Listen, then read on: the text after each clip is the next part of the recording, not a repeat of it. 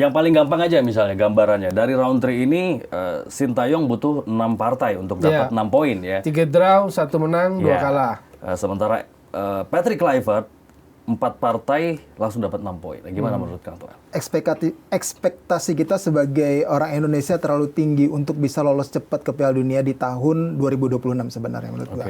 Pemahaman objektifnya ketika Sintayong didatangkan oleh PSSI Iwan Bule, kan ambil tiga tim sekaligus kan? Betul, 3 tim sekaligus. 20 karena Piala Dunia 20, waktu itu ambil anak 19 kan? Iya, senior. Lalu ambil 23 dan lalu senior. Betul. Nah akhirnya kan dia ambil irisan tuh, Ambil 20 irisan betul. ke 23 irisan ke senior.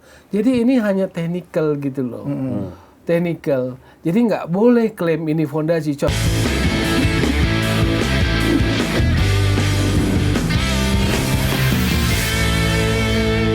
Kita ngomongin timnas nih karena Ya. sebentar lagi timnas akan menghadapi round 4 versus Arab Saudi dan juga Irak. Tapi yang menarik adalah hingga hari ini apapun hasilnya timnas di bawah Patrick Kluivert dan kolega masih tetap dibanding-bandingkan, disanding-sandingkan dengan capaian pelatih terdahulu yaitu Sintayong. Kita lihat dulu grafis perbandingan antara STI dengan Patrick Kluivert dari sejumlah laga yang dilakoni. Wabil khusus ini di round 3 ya. Oke, gimana komentarnya melihat perbandingan hasil yang dicapai oleh kedua pelatih? Kang Toel dulu silakan. Saya Ya. sebetulnya sih kalau saya malas bicara masa lalu. Oke. Kalau kata anak muda sekarang apa nggak move on katanya. Iya. Apalagi kita udah bapak-bapak. Gitu. Jadi kalau lirik yang masa lalu malas satu. Karena gini ada ungkapan, too much attention make a donkey think she is a king gitu loh. Jadi buat saya sih kalau di atensinya terlalu banyak seolah-olah dia kan seperti apa gitu loh. Karena itulah yang terjadi, yang saya alami khususnya sejak 2022 saya mengkritisi konsisten. Jadi sebetulnya pertanyaannya mudah. Kalau misalnya pertanyaan dasarnya mana yang lebih baik dibanding saya belum memutuskan baik juga Patrick Kluivert belum. Karena saya sedang mengamati gitu loh. Tapi sudah jelas buat saya Sintayong sudah babnya sudah tutup, bukunya sudah tutup gitu loh. Kalau pertanyaannya itu gitu loh. Artinya untuk menilai Patrick Kluivert juga terlalu dini gitu. Ya, kalau buat saya ya. Oke. Tapi Atau waktunya belum cukup. ya. Gitu loh. Atau ada faktor-faktor lain yang saya lihat misalnya. Sementara Sintayong saya punya waktu yang cukup panjang untuk melihat itu. Sejak 2020 sampai beralih periode PSSI-nya, kedatangan pemain naturalisasinya, kualitas mainnya, hasilnya. Gitu loh. Yeah. Jadi saya nggak terpengaruh dengan suasana medsos yang dibanding-bandingkan itu. Enggak. Tapi ini alamiah ya ketika orang selalu dalam hal apapun gitu selalu membandingkan dengan yang sebelum-sebelumnya, apalagi kalau misalnya dianggap memuaskan. Nah, memuaskan itu kan debatable. Ya. Buat saya jelas tidak memuaskan karena sejak 2022 akhir saya sudah mulai melontarkan kritik itu kan, yang kemudian efek baliknya serangan balik gitu loh. Ya. Kan itu aja yang saya alami selama masa periode sepak bola ini berjalan. Cuma kemarinlah terjadi yang seperti ini gitu loh.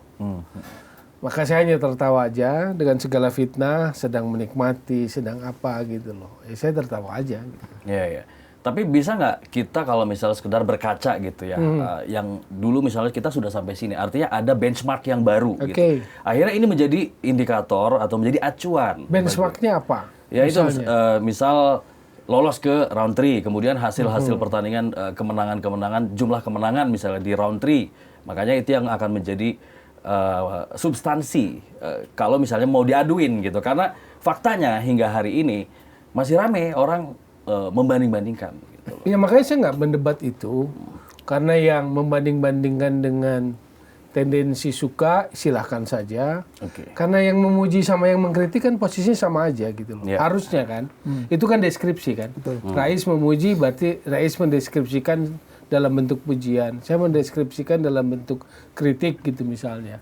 Misalnya dalam kualitas permainan, dalam prinsipal permainan, dalam tambahan-tambahan naturalisasi yang datang, bagaimana menggunakan amunisi itu gitu loh. Jadi saya nggak semata-mata itu. Bahwa kemudian berbeda pendapat sebetulnya hal yang normal-normal aja.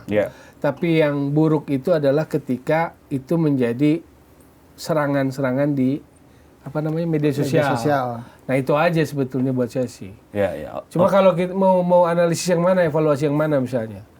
Round 3, dia kan nggak bisa, yang namanya Sinteyong nggak bisa berdiri cuma di round 3. Ada round 2 juga, ada rentetan pertandingan juga. Yang kesabarannya menurut saya sih luar biasa. Bahkan kalau PSSI mau mendengar saya, sebetulnya dia tidak akan perpanjang April perpanjangan kontrak sampai 2027, yang artinya terhindar dari kerugian finansial. Kalau mau dengar, kan buktinya nggak dengar. Ya nggak apa-apa juga, kan nggak didengar juga gitu loh. Lalu orang kan berasumsi lagi gara-gara Toel, oh hebat bener Toel dong kalau kayak begitu, kan begitu. Lalu yang gambar di mana itu di Solo dijadikan sebagai apa ya namanya? Dasar argumen itu gitu loh. Kan banyak kayak begitu kan fitnahannya kan. Oke, yang paling gampang aja misalnya gambarannya. Dari round 3 ini Sintayong butuh 6 partai untuk dapat 6 poin ya. 3 draw, 1 menang, 2 kalah. Sementara Patrick Kluivert 4 partai langsung dapat 6 poin. Gimana menurut Kang Toel? Iya sebetulnya kan kemenangan itu kan yang dicari kan. Kemenangan itu yang poin bagaimana menjos tim ini supaya menang kan. Jadi kalau terlalu dangkal saya sih nggak mau, karena buat saya sih ngapain kita lama di bola kalau sekedar ini 6 ini 4 gitu. Tapi ini fakta gitu kan. Cuma poin saya adalah bagaimana tim ini bisa dimaksimalkan untuk main menang gitu loh. Itu terjadi ketika lawan Bahrain dan China kemarin ya. Gitu loh. Sementara perhitungan di sini meleset banyak itu di Bahrain dan juga China kan. Oke. Kalau menurut lu gimana, Is? Yang pertama adalah ekspektasi kita sebagai orang Indonesia terlalu tinggi untuk bisa lolos cepat ke Piala Dunia di tahun 2026 sebenarnya menurut gua. Itu di build up sejak penampilan yang lumayan oke lah. Oke, secara hasil mungkin ya banyak yang mungkin tidak sesuai dengan harapan, tapi secara performa mungkin banyak juga yang menilai kalau performa zaman ST itu memang bagus. Akhirnya memunculkan ekspektasi yang tinggi dari masyarakat untuk bisa, wah tim ini bisa nih, apalagi kemarin nyaris ke Olimpiade. Akhirnya dipush teruslah sama PSSI untuk mewujudkan impian tersebut, termasuk kemarin kan menaturalisasi begitu banyak ya. Ini kan proses melihat ada peluang di situ. Yang akhirnya memunculkan ekspektasi yang tinggi lagi ketika ST dipecat, Kluivert harus langsung berprestasi. Ini kan yang memunculkan akhirnya dibanding-bandingkan terus gitu. Ketika Kluivert gagal dibandingin lagi sama STY, kalahnya cuma berapa gitu kalau STY gitu. Nah ini yang akhirnya membuat kita jadi bias nih dalam menilai gitu loh. Yang sebenarnya adalah kali ini STY membuild up tim dari sejak 2000, dia kan 2020 ya. Terus kemudian 2020 lah, nggak efektifnya. 2020 kemudian dia membuild up tim, ada pandemi segala macam, dia bangun tim ini, akhirnya baru bisa menuai hasilnya pada masa-masa akhir kemarin dia sebelum dipecat lah itu. Kemudian sekarang Kluivert kalau misalnya langsung dihakimi juga tidak fair juga menurut saya gitu loh. Karena perjalanannya pasti butuh waktu yang panjang. Dia dikontrak 2 tahun atau 3 tahun ya? 2 tahun. Jadi kasih waktu itu.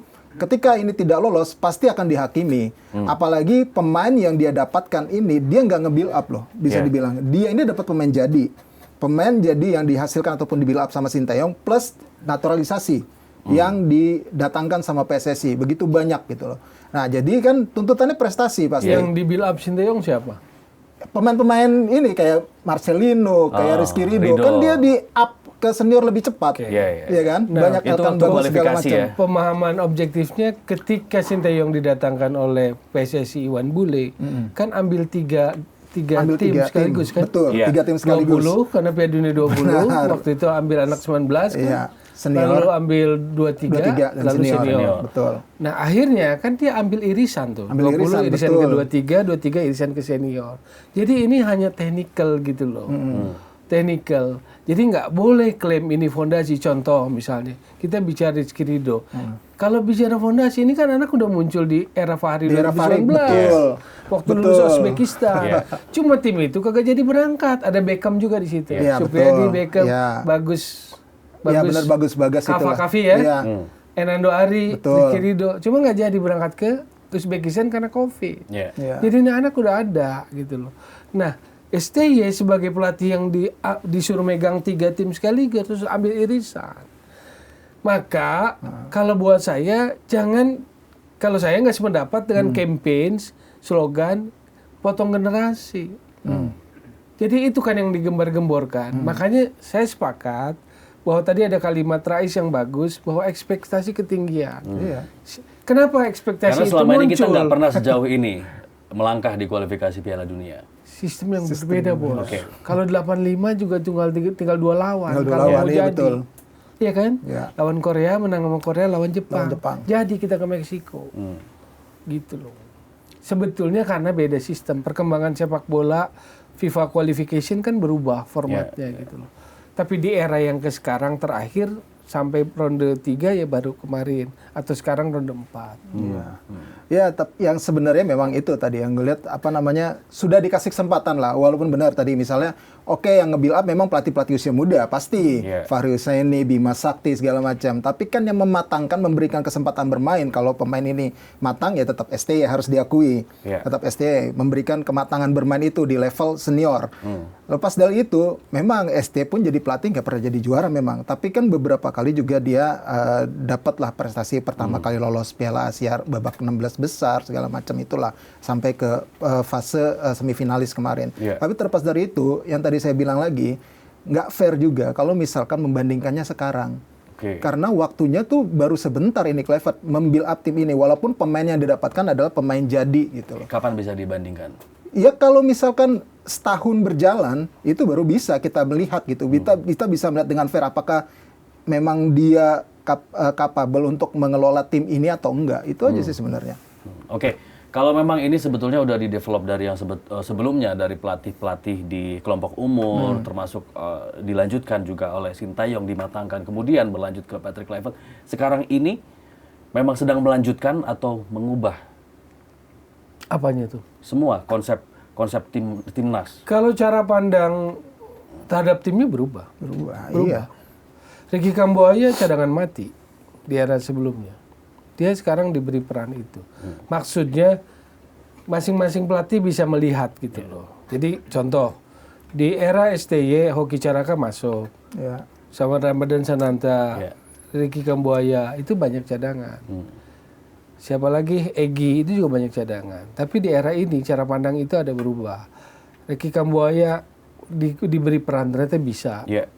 Lalu siapa lagi? Beckham terutama yang sangat, karena ini nggak pernah dipanggil di sini, malah Hoki yang dipanggil. Tapi apa yang Beckham munculkan di kompetisi dipanggil. Nah itu ada makna gitu loh. Jadi supaya apa? Kalau lu main bagus di kompetisi, Anda punya peluang masuk timnas. Pelatih nggak tutup itu mata penting. Loh iya, karena timnas itu bukan mendarah gading yang berdiri sendiri, tapi dia bagian dari konsep pembangunan sepak bola nasional yang piramida itu. Di bawahnya professional league. Nah kalau professional league tidak menghasilkan apa-apa, ada banyak loh menurut saya sih mereka yang punya potensi tapi kemudian kesempatan itu hilang. Misalnya di awal Sintayong Ricky Fajrin hilang. Sebetulnya itu di masa topnya prime-nya. Lalu Edo Febriansyah sekarang bukannya dia jelek tapi stok bek kirinya kan akhirnya datang Verdong, datang Denjem. Ya sudah. Sebagus apapun Edo kemarin di Persib, sekarang di Dewa, beratnya ya nggak dipanggil gitu loh. Tapi ketika Beckham bagus dipanggil lalu dikasih kesempatan, menurut saya itu penting. Jadi itu cara pandang kan.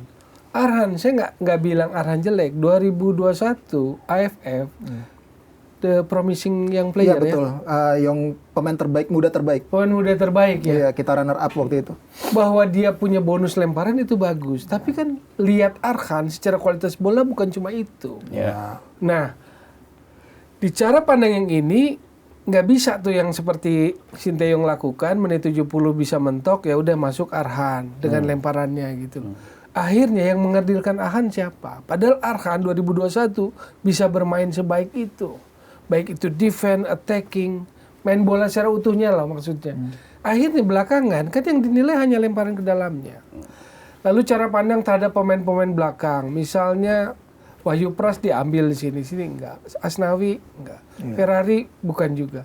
Artinya kan ada sudut pandang yang berbeda terhadap memandang pemain secara teknikal. Yang satu yang lebih senang physical force, yang ini sekarang yang technical gitu. Oke, ini menarik nih soal fisikal. Karena di era STY dulu, fisik pemain timnas tuh mengalami progres yang Enggak, cukup fisikal yang kalau yang tadi itu yang kayak gaya mainnya force Asnawi gitu loh. keras ya. Keras. Ya. Ya, ya. Wahyu Prasetyo tahu kan masih masuk bek kan? Ya, Ini kan enggak di era sekarang kan enggak dilirik gitu. Oke, menurut lu gimana, Is?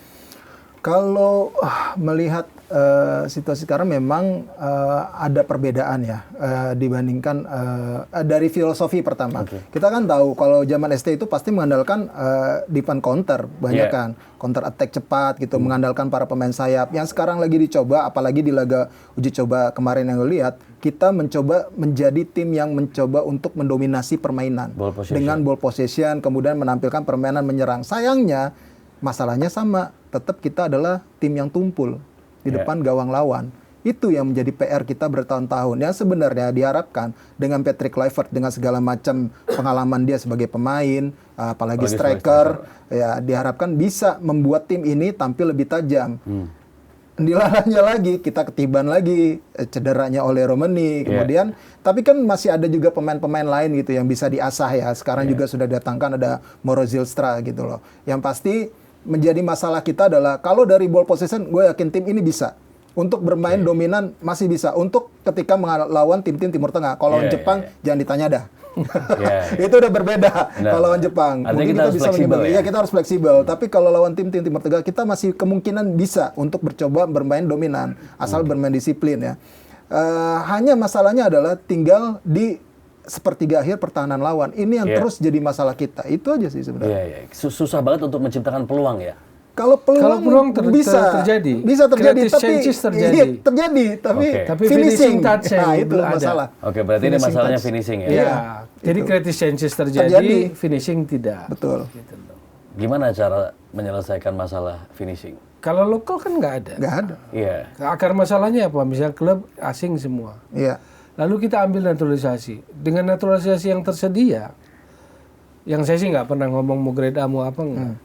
Kan cuma Ole yang kelihatan kemarin bisa nutup lubang itu. Iya. Sisanya enggak gitu. Even sudah dibantu dengan yang namanya akselerasi naturalisasi. That's a problem. Quality itu problem gitu. Iya sih. Tapi kalau kita, apakah kita nggak punya bakat itu? Punya. Kalau kita bicara bahwa talent kita, misalnya kita punya dulu Peri Sandria, punya sekelas Boas.